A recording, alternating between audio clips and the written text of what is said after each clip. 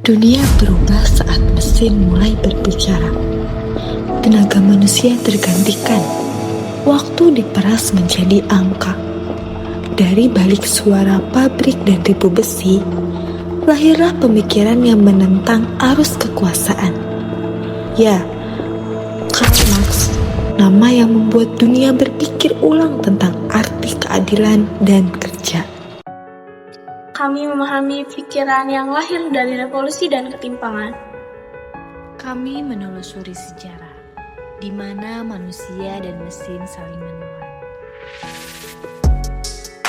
Kami menulis ulang teori yang dulu terasa keras, tapi sekarang sangat begitu nyata.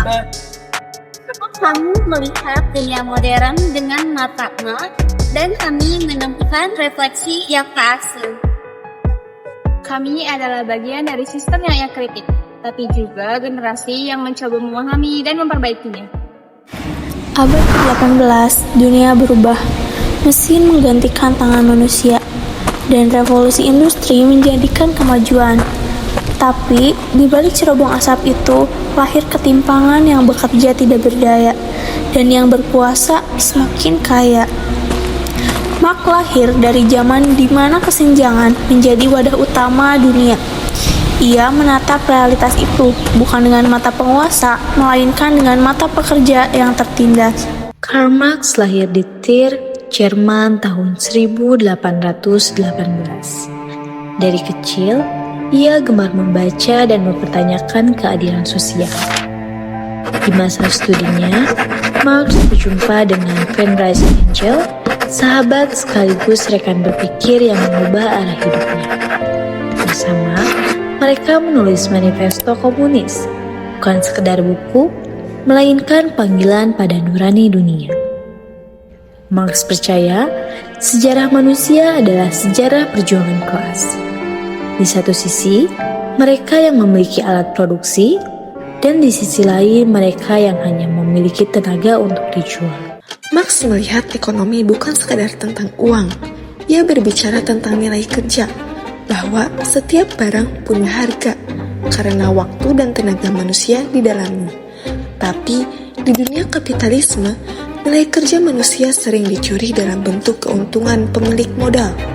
Dari sinilah lahir konsep nilai lebih atau surplus value, di mana selisih antara apa yang dihasilkan pekerja dan apa yang mereka terima. Marx menyebutnya eksploitasi yang tersenyum, karena sistem yang tampak normal tapi perlahan mengikis kemanusiaan. Kini, abad telah berganti, tapi jejak kapitalisme masih terasa di layar ponsel dan di balik setiap brand besar. Buruh tak lagi bekerja di pabrik, mereka bekerja di sistem digital. Waktu dan perhatian kita jadi komoditas baru. Marx seakan hidup kembali di era modern, mengingatkan kita ketika manusia dinilai dari produktivitasnya, maka kemanusiaan itu sendiri mulai kehilangan makna. Bagi Marx, perubahan bukanlah mimpi utopis, melainkan kesadaran bahwa manusia bisa menciptakan dunia yang lebih adil. Ia tidak menolak kemajuan, tapi menolak ketimpangan yang menyertainya. Hari ini, kita mungkin tidak hidup di pabrik, tapi di sistem yang sama, dalam bentuk yang baru. Dan mungkin, tugas kita bukan sekedar membaca Marx, tapi memahami pesan di baliknya bahwa ekonomi sejatinya harus berpihak pada manusia. Marx tidak hanya berbicara tentang ekonomi, tapi tentang manusia dan perjuangan yang setara. Kelas bukan hanya sekedar teori, tetapi kenyataan setiap hari.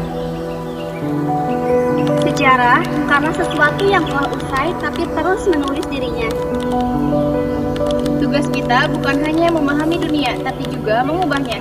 Sebuah kesadaran dari kami untuk memahami dunia ekonomi dan manusia di dalamnya.